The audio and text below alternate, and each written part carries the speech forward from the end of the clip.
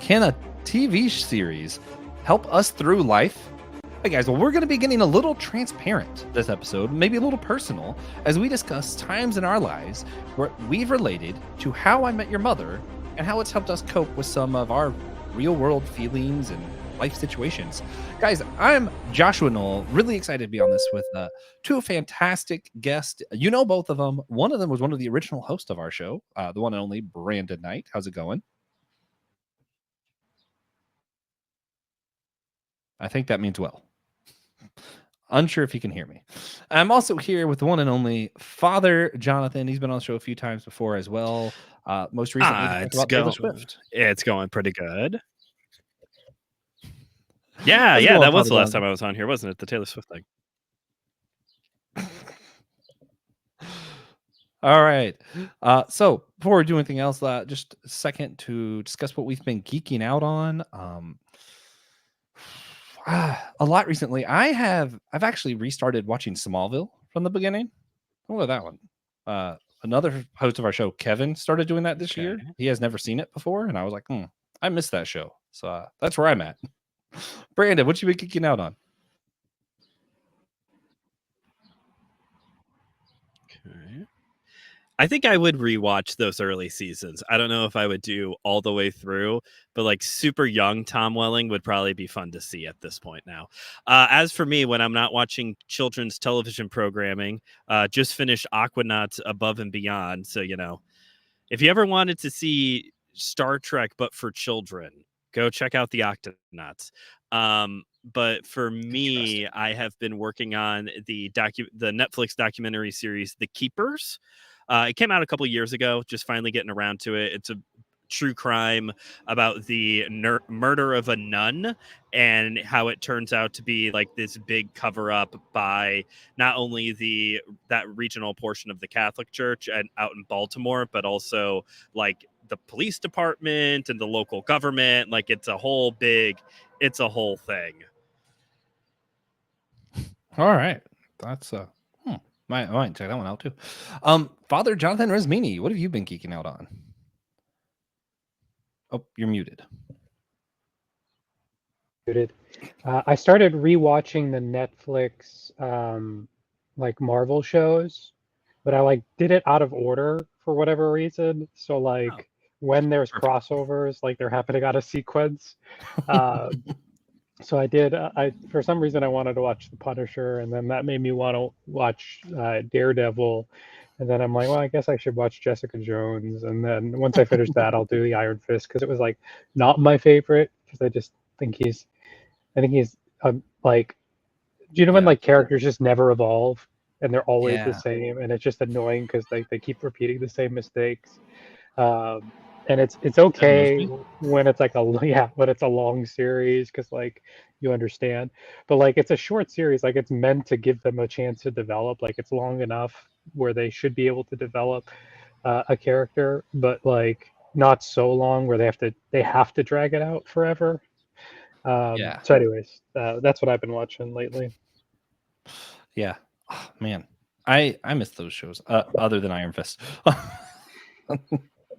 But man, David Tennant, Jessica Jones, that was geek heaven when that first happened. I still love it, but man, good stuff.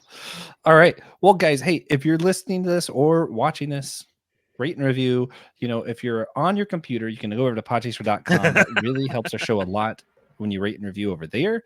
If you're on Spotify, you can do the 5 stars. If you just hit the little like 3-dot thing, it lets you rate. Apple Podcasts, scroll down to the bottom, rate and review on there. And if you're on YouTube, you gotta smash that like and subscribe button. Because remember, if you don't smash the like and subscribe, you are smashing Will's heart.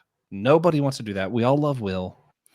And of course, you know, if we get 50 likes on a video, Will promises to put out a video of himself frolicking through flowers, and I need that. So 50 people, please like this. Of course, we got to thank one of our supporters, Russell Gentry. If you guys want a shout out, you want to be like Russell, you can support our show on Captivate, Patreon, or Apple Podcast. And now, on to the main event.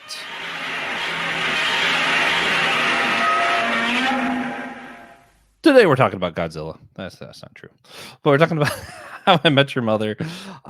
first things first, let's talk about some of our own history for those who don't know, and how many times we think we've seen the series all the way through. Brandon and I have talked about How I Met Your Mother on the show before. It's been a while, but we've done it before. So I'm going to throw it to Father Jonathan first. What is your history with How I Met Your Mother, and how many times do you think you've seen the show all the way through?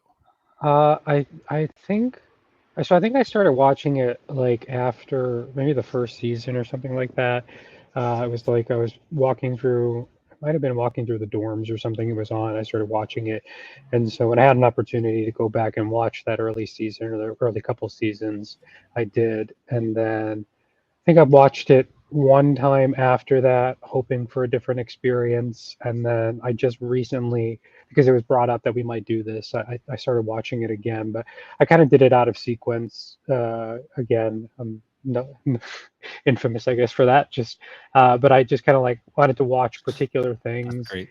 But I went in looking, kind of, I went in looking to see how it made sense as a show, as opposed to like the knee-jerk reaction I had when I first watched it, and even the second time through. So much different experience. Interesting. Yeah. A lot of people didn't love how it ended. I think that's like a lot of the knee-jerk reaction. It was funny though, because when I watched season 1, I was like, oh, I bet it ends like this. And then it did. So I just wasn't surprised. I was like, oh, okay. I wish it would have been surprising. That would have been more fun. But I still, for me, I really feel like this is one of the best well-written shows. Just because it's very well-rounded. It does a lot of foreshadowing, a lot of puns, and there's a lot of just hidden stuff that you just don't realize is there all the way from the beginning. Even how Barney does say please every single time they ask about his jobs, please, and they just set up that joke for like 10 years and finally delivered on it. And you're like, wow, that was, man, some forethought. And there's a lot of stuff like that. Like, yeah. And if you understood biblical hermeneutics by watching My Seminary Life, you might understand my How I Met Your Mother better also. No, I think it's a great series. It's always good for a laugh. Sure. First time I watched it was in college because everybody else was watching it, and I wanted to be one of the cool kids. And I went back to it almost like comfort food. Like I was going through like hard times. I was like, I know what I want to watch. How I Met Your Mother. And I've probably seen it all the way through 5 or 6 times if I had to guess. I've seen it a lot. And I don't know. I've probably seen certain seasons and parts of it more than others. So, specifically, some of the married, like whenever they're getting married, I've seen a few of those a few times. And for whatever reason, I have rewatched where Marcel loses his dad. I've watched that season a lot, I feel like. So that's one for me. Brandon, what is your history with My Seminary Life? With How I Met Your Mother? And how many times have you seen the series all the way through? I created it 3 years ago. My history with How I Met Your Mother was here. I think I was also in college when I started watching it. My roommate was watching it. I think the first episode I ever saw was the Woo Girl episode. I think that was the first one I ever saw, which is a pretty funny episode to like get introduced into. You know, like it's not maybe necessarily the best by way of the overarching like story, but by way of like, oh, this is a pretty funny show. Lily, I've been saying we need a Woo Girl in our group for years, and you've been hiding a whole gaggle of them on me. Like it's just been like it's a really funny episode to get started in. I think in all, it's been like 3 times. I think it's been 3 times all the way through. And you brought up, Josh, how like there's been certain chunks you rewatch, maybe not the entire thing, but certain chunks. Sometimes right around the holidays, my wife and I will turn on all the Christmas episodes or all the Thanksgiving and see all the Slapsgiving episodes. Oh yeah, yeah. Just kind of depending on our mood. Every year, I watch one of the Slapgivings. Those are great. Okay. Oh yeah, I think oh, man, yeah, they're it's weird. This show was put out in such an interesting time because it was like right when Netflix is getting popular enough that shows are able to do more coherent storylines because people don't have to worry about missing an episode. They can just go back and watch it. But also on that tail end where shows still did more like single episodes that made sense on their own. Like you didn't have to watch all of it. So it was an interesting time in like storytelling for TV. And also a lot of the jokes made here would not be allowed to make ever again. This is the end of these kind of jokes. And for better or worse, you know, like some of it I'm like, yeah, Barney goes a little too far. It's hard to watch it now because you're like, I don't know if that's actually not funny. Whereas when I first watched it, it was hilarious. Now I'm like, no, that's not funny. So yeah, it's just an interesting time when it came out. Y'all have any thoughts about that, or move into the main topics?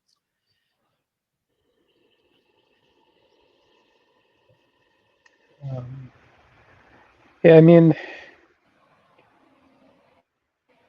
well, at least with the last thing you said, like, of course, I mean, that reality is true. Kind of like a lot of older sitcoms. Like if you even like going back to like some of the '90s sitcoms and stuff like that.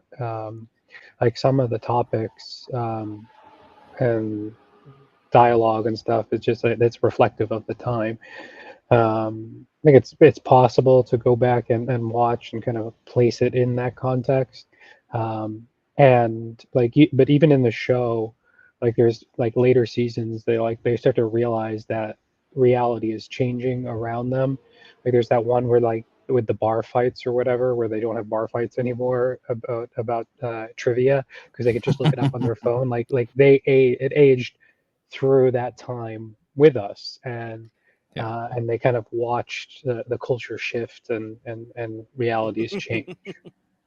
Yeah. Well, it's actually funny you bring that up because one of my favorite episodes to rewatch are when they're trying to find the burger place with the magical burgers and they can't find it. And it's so funny because like in the same show that exists, and eventually they get to the point where we could just look stuff up with our phones, and you're like, man, if only y'all had that when you were looking for that burger spot. Reddit definitely has an answer to that question. Oh man. All right, so on to the main topic for today. The show, some of the jokes in the. No, go ahead. Oh, I was going to say some of the jokes even within the show, like what was funny earlier on, like is not, they kind of like make it clear it's not anymore. Like I can remember pretty early on in the show, there's like homophobic style jokes, but then by the later on, there's like this joke where there's like this part where I think Marshall and Ted are pretending to be a couple to like look at a house or something, and like Barney is like, why are you doing this? And they're like, are you, and they're like trying to make him look like the homophobic one. So it's even like a little bit of an adjustment as the show kind of goes on as well. I see How I Met Your Mother as kind of like the next evolution in like with the show Friends. Like from Friends, you get How I Met Your Mother as kind of like the better version of Friends. But you brought up Barney as kind of like this character, like, oh man, there's just some stuff about Barney that just like does not work in 2024. I really like another great sitcom, New Girl. Schmidt is kind of like the transitional Barney character. Like in really early episodes of New Girl, Schmidt is basically Barney, but they like rework him and like reposition him as like not quite as much as a womanizer as he is just like kind of a dork, kind of a pretentious dork, and it still works really well. So yeah, it's just interesting to see how shows grow and progress. Oh yeah. Well, and then How I Met Your Mother also does this thing of like, it's written in such a way where you can interpret it multiple kinds of ways. So I think that helps with some of the longevity of it because there are like, hey, you realize that Barney, everything he does in the show is told from the perspective of Ted, who was very jealous of Barney for marrying Robin. And you're like, oh yeah, that's right. And you're like, I wonder how much of this is exaggerated. And like, I've seen a lot of theories about that online.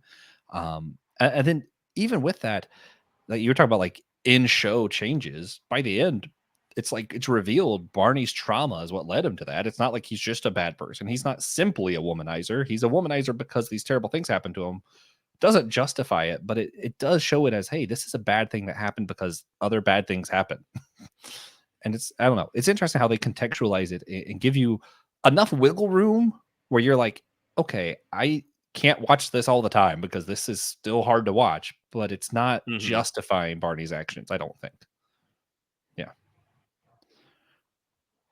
That could be its own episode. How do we view Barney's actions? That's a whole thing. But there is one episode of How I Met Your Mother that inspired this episode of Systematic Ecology. And that is the episode where Stella is introduced to Star Wars. I'm not going to give a ton of context. Girl that Ted is dating, potentially going to marry, we find out has never seen Star Wars. Ted and Stella act like it's no big deal. Marshall, the best friend, the greatest. He's like, wait a minute. What do you mean she's never seen Star Wars? I love that. His words to Ted are funnier than his words to Stella. His words to Ted, he's like, what? The only people who haven't seen Star Wars are the people who are in Star Wars because they lived it. They lived the Star Wars, Ted. And he's so great. It's so great. You're like, wow, this is just like a hardcore Star Wars fan. This is hilarious. But then later, when Ted's trying to get her to watch it and she won't pay attention and she's doing whatever, Marshall has a speech to Stella of why this actually is important to Ted that to me actually made a little bit of sense. And I also might have tested my wife with it when we got married. Because she also had not seen Star Wars till after we got married. Or right when we got married, around that time.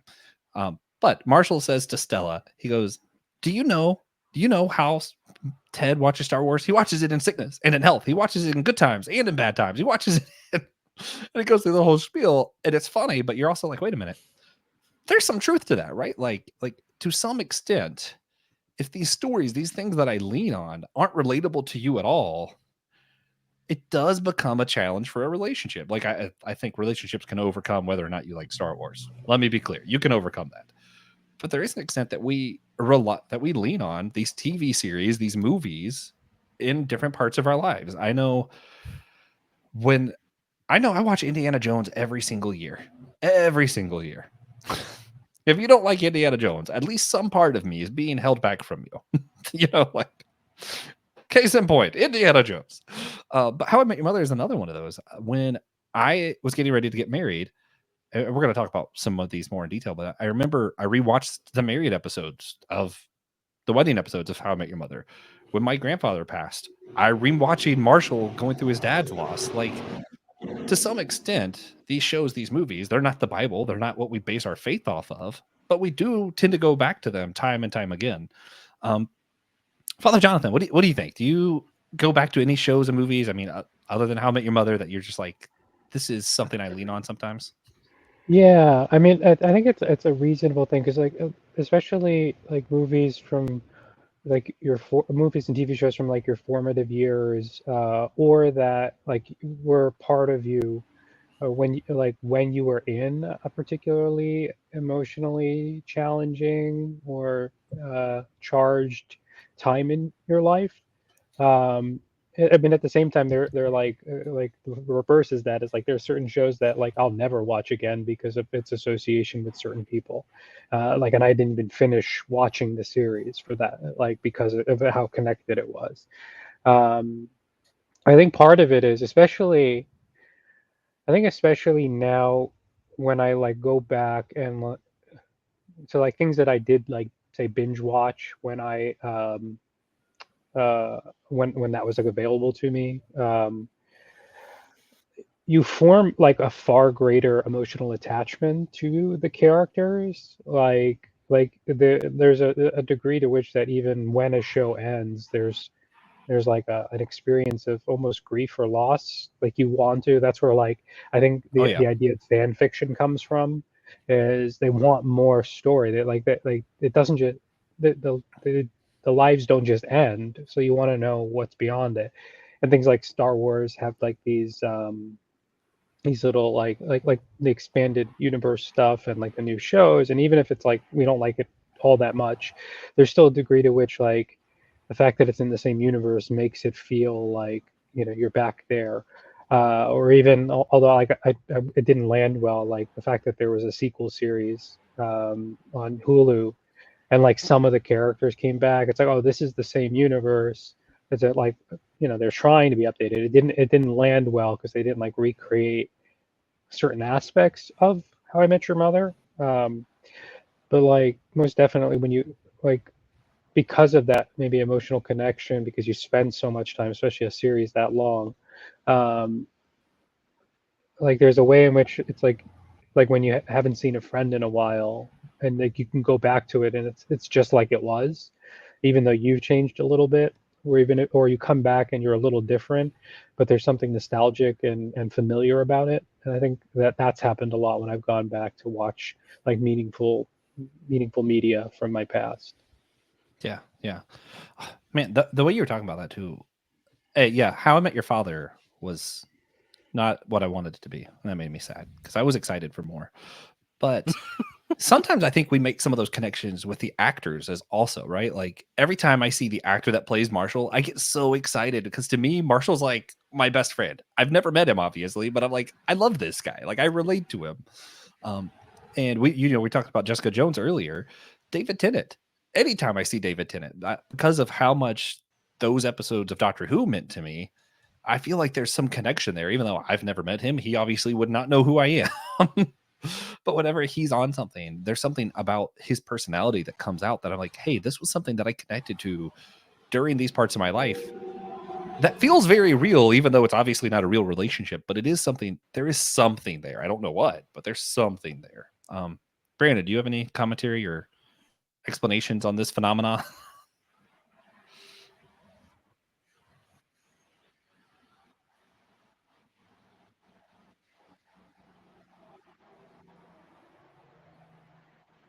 All right, then let's jump on to maybe some. Sure, I could talk about stuff that has become kind of like a, comfort shows that are movies that become rewatchable. Although I'm really stuck on what Father Jonathan said about fan fiction. Like, there's a lot. Yes. I agree with him, right. and I love it. That's why it's stuck on me with that. Trying to think. So like I would know for me, like I'm sure for a lot of people, like with the holidays, like Christmas time, there's like those things that you have to watch or else it doesn't feel like Christmas. For me, that's the Charlie Brown Christmas special, or like A Christmas Story, which is like from my hometown. It's like if I want to watch those closer to Christmas, but if I wait too long, then like all of December doesn't feel like Christmas. I have to like watch those earlier, and then it feels like Christmas. With my son now, I've talked about how I'm like watching kids programming with my son, and like I weed out the ones that I find very annoying, but some of them are like, he loves Bear in the Big Blue House. We showed him that from our childhood. I showed him that since it's on, loves it, and so we rewatch Bear in the Big Blue House now together, and it's just kind of like this bonding experience, passing like something I love down to him kind of thing. And then my wife and I, like, I was trying to think, like, what shows have Claire and I rewatched together a lot? And the answer is not many. We rewatch comedy specials, because the nice thing about comedy specials is that, like, you're in, you're out, 1 hour, it's done. And so, like, we very frequently rewatch John Mulaney's stand-up specials on Netflix, or Jim Gaffigan's, like, and this is just like has become truly like the shared like comfort food for us, of like, we're stressed, Yeah. at Jim Gaffigan making jokes about whales, and it will be better. Tomorrow will be better. Yeah. Well, and sorry, last thing on this, because it's just interesting how we as humans make connections. I think there's also this thing of like hidden languages that we find in the shows, right? Like I remember being put in a new workplace after being in a bad situation, making a transfer, and then being in the spot, and I feel like I'm all alone. I don't know these people. You're kind of like boxed up, and then someone goes, "Legend, wait for it. Hope you're not lactose intolerant. Dairy," and I'm like, "Oh wait." Now I have a connection point, and all of a sudden I don't feel alone because someone made a reference to this silly TV show. I'm like, oh, I don't feel alone anymore. Or I know me and my brother, we've been in these, with my parents, we're out to eat. And, this was like early on whenever he just got married and I've been married, and we haven't been like away from each other like that before. We're like, hey, now we're both adults and we're coming together as adults. And this is weird. And there's a little bit of awkwardness. And the waiter goes to take our meal. And I make my, we're getting breakfast. I order everything I order, and my brother looks at me and goes, Josh, I think they might have thought you meant a lot of meat, but what you really said was all of the meat. And I was like, yeah. Then all of a sudden that awkwardness kind of melts away, right? Like these things help us make connections, even if they are just silly TV shows. So I think in some way that's a meaningful part of what it means to be in community. Okay. Let's jump to what we told everyone we were going to talk about. So times that we have personally related to this series, or that this series relates to us personally, just broken down to a few different scenarios rather than episodes to just kind of see where we're all at. So first up, marriage or relationships, that kind of stuff, romance. Anybody want to go first? Like, when have you been in a place where you have felt a connection to something that was talked about in How I Met Your Mother? I guess Father Jonathan. So I think for me, like for a very long time, I felt a little bit like that. Maybe hopefully not as pretentious, but like the hopeful romantic, and I was like the last of my group of friends, like to be in a serious relationship, and and when I think the second time through rewatching it, I was kind of like more in line with their ages and experiencing it, and and then kind of seeing what it's like, and having the feelings like you're invested in a relationship, um and but then it ends, and like the that having to start over thing that you see with Ted a lot, and so for me it was that kind of that the promise of that's there will be a mother one day, kind of kept me going. And I think part of the reason I think I was so disappointed at the end, um, was that how it ended in particular, and how it wasn't it didn't feel like a happily ever after because of what I was looking for out of it. And then coming out of this side of my relationship ending, and kind of the being in a place where life looks a lot different for me than I expected it would. Me watching an ending like that, like I don't know if I want to say I'm more of a realist. I've lost some of that hopefulness that I might have had, the thing that made me more like Ted. But at the same time, I also see it, um, but then I at the same time see the hopefulness in it, that even when the worst of things can happen, there's still more story, and so I think that aspect of it really kind of it really drew me to the show. And it was actually a welcome thing when we had brought it up, and that we might talk about it, to revisit it, because I was able to have that experience that I didn't have the last time. I used to pretend that the alternate ending was the real ending, and now I'm like, you know what, that ending makes sense too.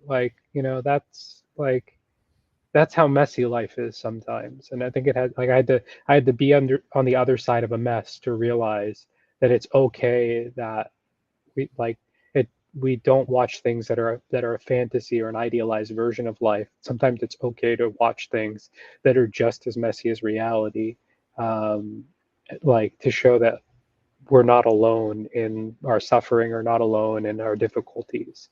I think so the three stages of my life when I watched it was kind of in different places, and that's kind of where I've landed on the third time around. So Yeah.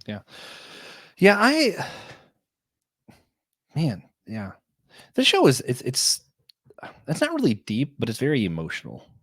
It's got a large emotional range, and I think that's what I kind of use it for, is just kind of that feeling aspect. I know the first time I watched it, I was very much like a hopeless romantic, and for some reason, I just always wanted Ted to be with Robin. So I was like, I don't like how we got there, but we got there, cool. And I think it kind of helped in a weird way. It helped justify me, because I had certain people that I was like, I'm meant to be with them. And no matter what anybody else says, this is going to be hey, this is how it works. And then some of those dreams and visions got shattered, and I realized maybe got shattered for the better. I don't know. I kind of lost that with Ted, and the more I've rewatched it, the more I'm like, Ted's actually kind of annoying. like Ted doesn't. His personality changes like every other episode. He's annoying, but then Marshall is what I kind of eventually attached to, because I'm like, I get Marshall. Marshall's pursuing his own career. He knows who he loves, who he wants. He's a family guy. And the older I get, the more I'm like, maybe that's it. Maybe I kind of even, I don't personally want kids, but I just kind of want to, see my brother. I want to hang out with my parents. I want to call my dad once a day. I want to be that kind of guy, So I've kind of attached more to him. But ironically, when I was getting married, I couldn't sleep the night before. I watched all of the wedding episodes of How I Met Your Mother, all of them, because I'm a crazy person. And the one that actually changed my vows the night before my wedding was Barney. Because Barney's writing his vows because he's seen how messy relationships can be and all this stuff. And he goes, I don't want to promise you something I can't do. So I'm going to make this promise to you that I'm going to do what's best for you. And to me, that really resonated of like, hey, yeah, I could promise you that I'm always going to be happy and loving. And like, that's probably not true. Sometimes I'm probably going to be angry and say stuff I don't mean. Sometimes this might happen, but what promises can I make? And I don't know, it really challenged me that, hey, I can't promise you that I'll always be the best, but I can promise I'm always going to try to do what I think is best for you. And that level of realism brought by, again, I still think Barney's just a joke character, but in that moment, I think he was really onto something. And it meant a lot to me to kind of see that vulnerability and go, that's what I want. I don't want my vows to be something that sounds grand that I can't live up to. I'd rather it be something vulnerable that's just true. So I don't know. It challenged me in a way that I don't think TV shows usually challenge me, or maybe mean to challenge me. Yeah. Anyway, so it was fun. I don't know. I think for me, in a weird way, it's easier to relate to the show in the sad moments, maybe. Even though this was helpful too. Yeah, no, that makes sense. And I think, oftentimes I feel like we're looking for that too. Like we go, like it's pretty easy for us to be with joy. Like because it's a pleasant experience.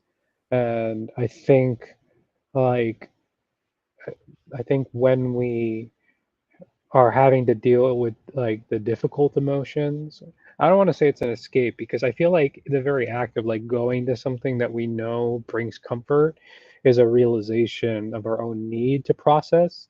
And so I would caution anyone who would think that like we're us like someone going to like watching something in the sad moments, it's easier to watch. It's like maybe we connect with it more.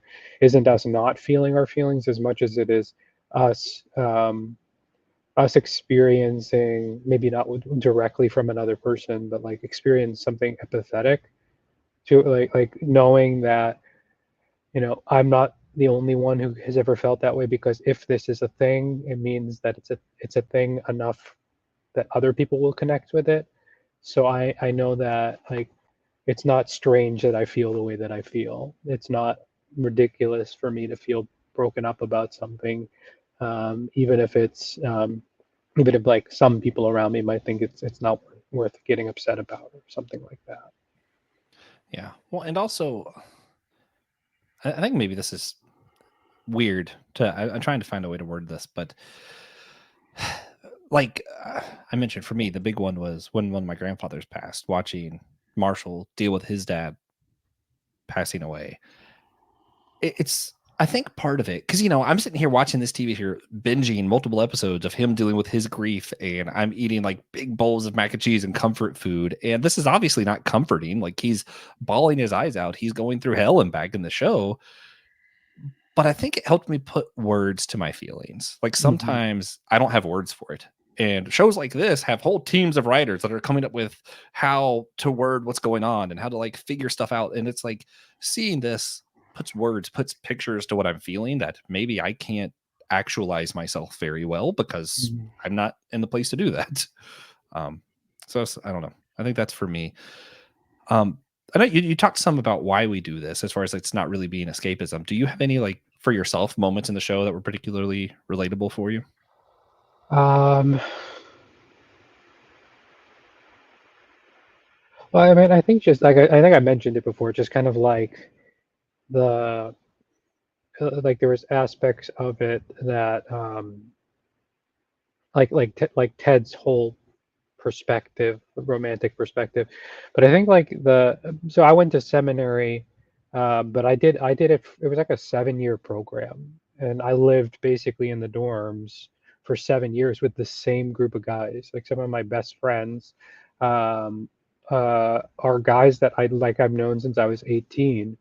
Coming up on 20 years now, and we spent like almost every day together because we like you're always in the same classes with people that you come in with, and for 7 years, and we were in each other's weddings and all of that, and like just the idea of the friendship that transcends like the times and seasons of life, and like to see that this even though like in the flash forwards where they go and there's like you know kind of ridiculous futures, Nessie being discovered and all of that type of stuff, you but you see that like even at their old age they're together, and Yeah. like the fact that when even how Ted's telling the story, it's like your Uncle Robin, your Aunt Robin, and then your Uncle Marshall and your Aunt Lily and Uncle Barney.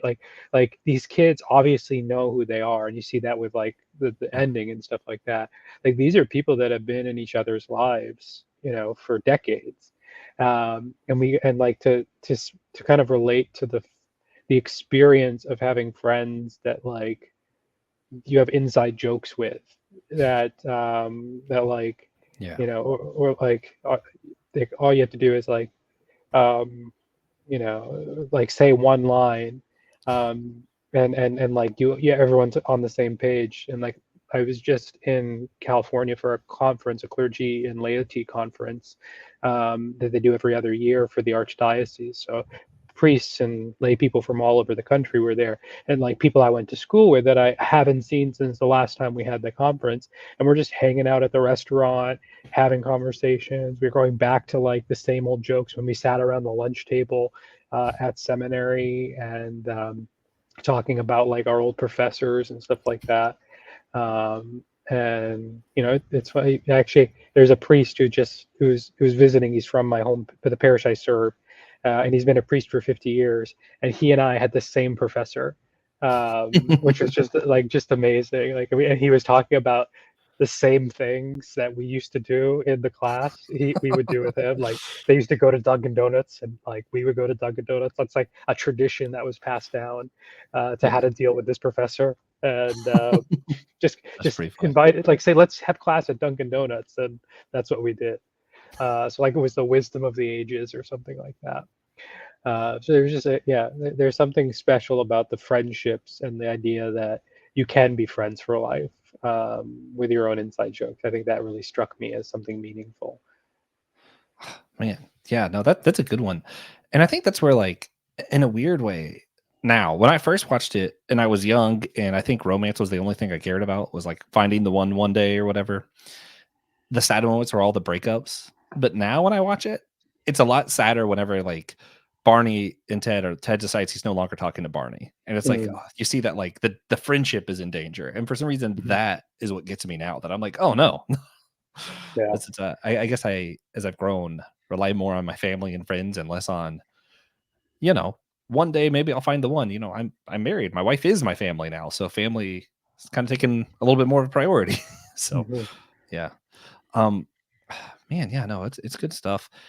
And I don't want to just sound like downers. You mentioned inside jokes, and I think sometimes we do go to shows like this just for the laughs.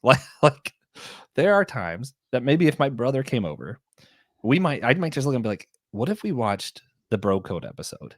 And we're gonna watch that episode where Barney has monks put together a chant, the bro. And for us, that every time, it's gonna make me laugh, no matter how many times I've seen it. Mm-hmm. Barney losing the bet and having to wear the duck tie. I lose it every time because Barney so like thinks he's the man, but he has to wear the duck tie. It's so funny. Are there any things like that in the show that you're like, this is where I go to for just a laugh? Yeah, so I think I like the ones where like Marshall is kind of just like being him, like hit like a goofy version of himself, like where Love it Marshall. was like one of the first episodes, or maybe even the first episode when they're like going to the airport, and he and Ted and Barney end up in I forget where they end up, but they end up in another state, and Marshall's like driving, and then they keep like, come on, go, come, go, and he keeps like turning around, but he's like singing as he does it, and so like that just set the Love stage for Marshall. just like when those moments, like when he just sings things, or just like him being goofy, I think is really like it's like a comforting thing. So I don't know if there's like a specific episode, but like I always like look forward to that in the particular episode. Yeah. I think one of my favorite Marshall things that I've thought about doing this myself, and I know that that's silly, but I forget why. But everyone shows up, and it's Marshall and Lily are in their sleep attire, and Marshall is wearing a sleeping gown, like an old man, and Barney's making fun of him. And Marshall's like, "Try it. It's like flying." And Barney tries it. Barney has literally a sleep suit. His pajamas are also just a suit that's meant for sleeping. And Barney tries it. He's like, why have I been missing out on this? And Marshall, like, I don't know. It's just so funny the way Marshall presents it. And the actor is just so funny, like in his presentation. And I also have always wanted to try one. I'm like, I kind of want a sleeping gown with a little hat and everything. Like, I got to know what it's like to sleep like that once. Oh man, no, it's good stuff though. All right. Do you have any other moments in How I Met Your Mother that you just like to go back to, or that are just stand out to you as meaningful in some way or funny?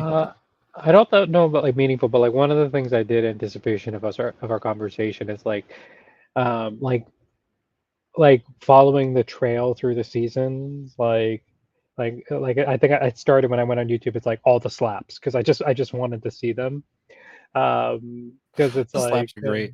yeah, and so like that was like that was fun, or like like just going through and seeing compilations of funny recurring jokes in the series. Like there's something about like the fact that there's enough forethought in the writers' minds to like make these connections. I'm like, it reminded me there was like an episode of wasn't the How I Met Your Mother, it was like Family Guy, and they have to go in witness protection, and Peter paints his car to look like the General Lee from Dukes of Hazzard, and then Brian goes to jump in, but the window is rolled up, and then like 2 seasons later, he like hits Peter with a chair or bat and goes, "That's for not rolling down the windows in the General Lee." And there's just like something like where there's like a continuity from one thing to the other that just like it feels like it's a connected world, which you didn't always get. I think you led with this early on in our conversation where you talked about how things could be kind of independent and about nothing, like the Seinfeld-esque thing where you don't actually like you don't have to know anything about the story. You could watch any season, any episode, and you're fine because it's just that's what that day is about. But there's something to be said about like this kind of development of story and like reoccurring characters that come back, and you know and just like little things like he drops the name of the mother and the kids get scared, but it's not really the person like the exotic dancer, but it is the same name. Like they decided, oh, we're gonna keep that, you know. Yeah, that was funny. Yeah, the goat, that was always funny. They kept doing like, this was the year of the goat. It's like, oh wait, no, it wasn't. And then eventually the goat actually happened. And you're like, oh, it was a good payoff. I love when they did stuff like that. The cockamouse or whatever. That was Yeah, a the good one. cockamouse. Man, another one I watched just for laughs. Sometimes I'll go back and watch the scuba diver episode where Barney is just dressed as a scuba diver and he's like, hey, it's like, it turns out it was a whole plan, and the writing on that episode was pretty great. I love that. And then another one, I don't go back for meaning of it, but I feel like helped me learn a life lesson. Um, there was the episode where Lily is putting together, Marshall's like doing something for his law school exam, working his butt off and doing all this stuff, and Lily's putting together the perfect Christmas party for when he comes back. But then she overhears an old message from when they broke up, and he called her a bad word. And she gets so upset, she packs all this stuff up and moves out, and Marshall has to do all this stuff, and he eventually he gets her forgiveness again. But it was just kind of this recall to me, like, hey, yeah, sometimes when we're in a fight, there are still lines. Like, you can't just say whatever to whoever, like you have to be aware that the moment you win is a moment, and you don't want to say something that you don't mean that might haunt you after that moment. And I don't know, that for me was like one of those realization of, oh, hey, that's something that really could happen. So yeah, no, it's good stuff. There's a lot of stuff in here. We talked about it earlier, but I kind of want to get just your take as a minister. We're Christians who think about these kind of things. Is it okay that we sometimes lean on a TV show? Because I know a lot of people are like, the Bible, God should be all sufficient. You shouldn't need anything else. But sometimes, I sit there and watch Marshall's Lost with a big thing of mac and cheese. Was that bad? Should I only pray, or is it okay that we use these secular things also to help us in some of our times of need? Yeah, I mean, I think like as Christians, we want to, we want to care for all aspects of ourselves. So certainly, we don't want to neglect the spiritual wounds that we have by doing this. That's why I say it shouldn't be necessarily seen as escapism from our experience, but it can be, and so we just have to be intentional about it. But I mean, I might be biased because I used to give talks around the country on pop culture and spirituality. Like it's my thing.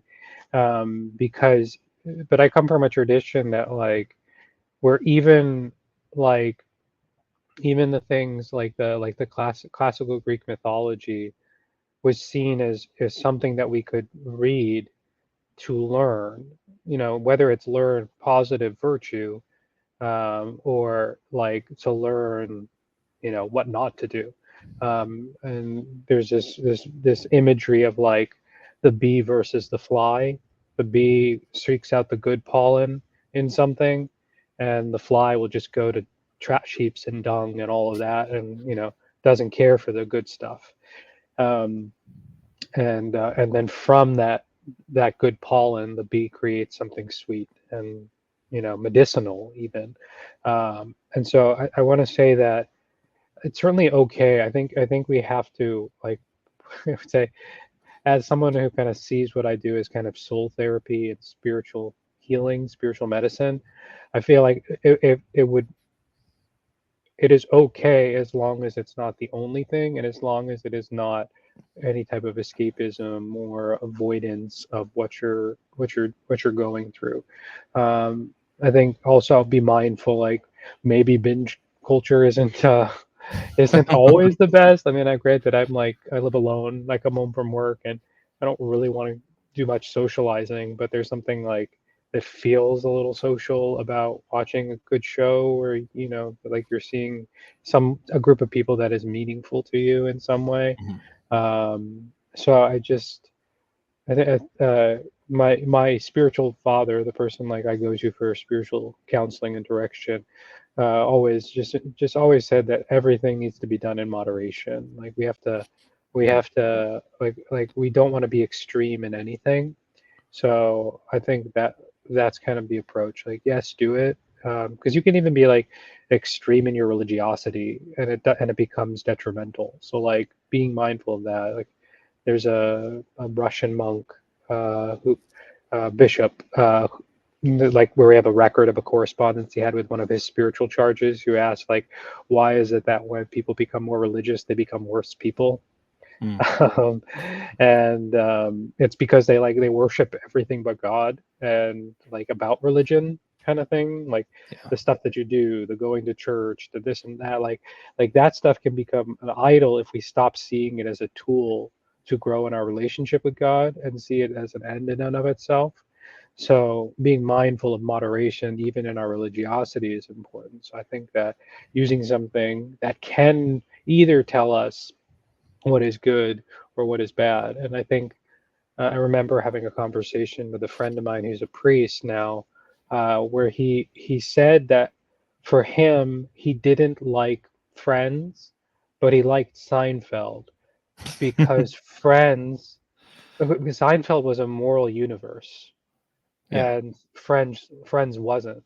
They just slept around with each other, traded partners, were selfish, all of those things, which you kind of see in How I Met Your Mother a little bit, but I think there's a little bit better, because there are redeeming qualities and self-sacrifice and different things like that.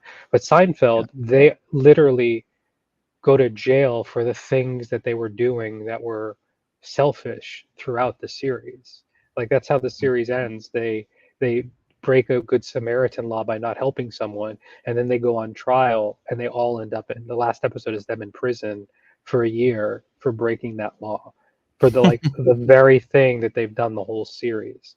And I just remember thinking that was like profound. Like, if there's something that we can learn about, like positive, or that's clearly presented in a way that it is not okay, like you see the fault in it it's not like glorified, but you see like how, like Barney's womanizing or whatever.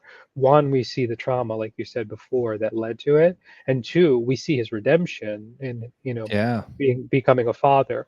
And it wasn't until he could understand what he was doing to someone else's child that he could that like it was able to change, and he was actually able to like make a promise like he couldn't make, like the one you mentioned before with Robin. Like he could make that promise of forever to his daughter, because like something changed in him, in her, like in beholding her. And so like you see that everything before was wrong. Like even like jokingly, he like starts like he changes the interaction. You think he's going to have the same interaction with like a young person in the bar at the end, and then he just like scolds them, for for their life choices. Like and it's interesting, like you see that. And now Ted, I don't know if Ted actually undergoes any degree of transformation, but partially it's because like I think he's like you could lean into the idea that like Ted is telling the story as future Ted. So the version of himself that he's presenting is the version of himself that he wants to present. And so he's not going to change because he's the one telling the story. Like that is how he sees himself, so to speak. Oh man, no, that's good. I didn't think about it like that. But no, Barney's changes, oh man, it's one of the biggest ones, and it's hard. I actually have a Barney Stinson Funko Pop on top of my bookshelf that's over there. But no, all that's good. I think when I get to like the question of like the Bible being all sufficient, I think it is sufficient to answer our questions, or to help us ask better questions, maybe depending on the day that you ask me how I would phrase that. But I'm afraid that a lot of people, especially in Protestant camps, I could talk about Protestants because I am one. They think sometimes there's this temptation of putting God in a box. Like everything about God is just in the Bible, and that's all I need. If I'm sad, I should just read Lamentations over and over and over. Right? And I don't think anyone ever quite takes it to that extreme. But it's almost talked about like that. Like the Bible should be my sufficient. I shouldn't need to lean on anything else. But rather, I think the Bible's a good tool for building my relationship with God. But to just leave God there, I think, is actually belittles God more than it uplifts the Bible or anything. And I think there's this thing of like the creativity in humans is a reflection of the creativity of our God and his love. So I think in a lot of ways, engaging with art, even non-Christian art, can help us see something of the divine even if it's not a direct, hey, this is what God believes, here's what Jesus wants you to do, it's still a reflection of something that is true about the divine. I can find it in good works of art, maybe not all works of art, but good works of art. I think it does kind of reflect that part of who God is. Yeah. I think you and I have had a conversation on the other podcast about the value of art in our religious and spiritual experience. So I think that there's a reason why and there's a reason why faith is communicated often through story, and to understand that there's wisdom to be gleaned in a life well lived, and so turning to stories of others, and even if they're like made up stories. I'm reminded of there was a book that was written by John of Damascus, like an 8th, 9th century saint, and it was called the story of what was it, Barlam and Joseph. And you read it, and if you have any knowledge of religion, it's like really it's familiar, and it's because he retells the story of Siddhartha Buddha as if it's a Christian monk explaining reality to a ruler, and so it's like, and the funny thing is they've been like, those two characters have been like, they're considered saints in the Orthodox tradition, even though they probably didn't exist. But the idea is like the truth of that story was worth communicating. Like he saw value in kind of the context of the story of Siddhartha Buddha that he heard. And so therefore he said, well, what would this story look like if I were to communicate Christian truth, kind of thing. And so like utilizing imagery that people are familiar with, and like early church fathers and mothers utilized classical works to articulate things. So I think in general, even Christ himself used story to communicate truth. So I think, we're not living in a time when the agricultural metaphors make sense to us necessarily. So finding new metaphors to communicate the same truth is important. I think that's a lot of times what pastors end up doing anyways, is they're they're trying to present the truth of the gospel in imagery that makes sense for a 21st century audience, which isn't necessarily spreading seeds on the field or something like that, or or one of the other parables. Like we don't get that, but we can get the concept maybe. So like the kingdom of heaven might be like a story from a TV show that we saw, because it still communicates the same truth. Yeah. I mean, just yeah. I think personally, just to go along with that, the way that Marshall loves Ted, even though Ted keeps doing the same stupid stuff over and over and over, and the way that Marshall holds the whole group together, Barney included, and all the terrible stuff that Barney does. Marshall's character challenges me, even though he is not real. So I do think, just going along with what you're saying, like that art really does paint maybe a sort of parable. Maybe the kingdom of God is like people who are like Marshall, but I don't know. I think that is a good way of looking at it, and it can help us. And just like you said, shouldn't be the main thing, but it is a good thing. Yeah. All right. Well, do you have anything else you want to add before we wrap this up? No, nothing in particular. All right. And here we go. With that, then, guys, we won't be doing a bonus question this time simply because I have another recording that already started. So we're going to jump into recommendations.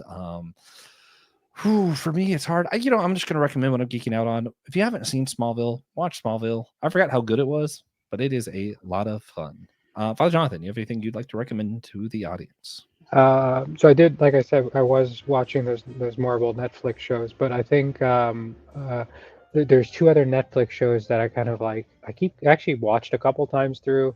One is The Recruit, I think, and the other one, oh, I forget the title, but it's another kind of espionage type um, type TV show. It's on Netflix. If you like search that type of thing, it'll come up, and it's basically about a guy trying to figure out like a plot for like a terrorist attack and an assassination attempt. So definitely worth watching it. The story kind of builds up in an interesting way, and kind of like the way they play with time and the storytelling is really cool. So. Ooh, man, sorry, I love time stories. But yeah, guys, Brandon Knight did drop off. He had some Wi-Fi issues and stuff. But I do got to recommend you check out his show, My Seminary Life.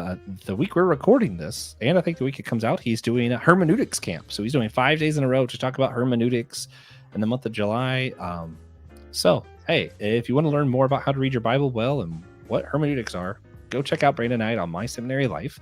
Remember, again, you can help our show by rating and reviewing on Podchaser, Spotify, or Apple Podcasts. Smash the like and subscribe button so you're not smashing Will's heart, and so that we can get Will Frockling through flowers on the show. Be like Russell, support the show on Apple Podcasts, Patreon, or Captivate. And remember, we're all the chosen people, the geekdom of Priest. Later.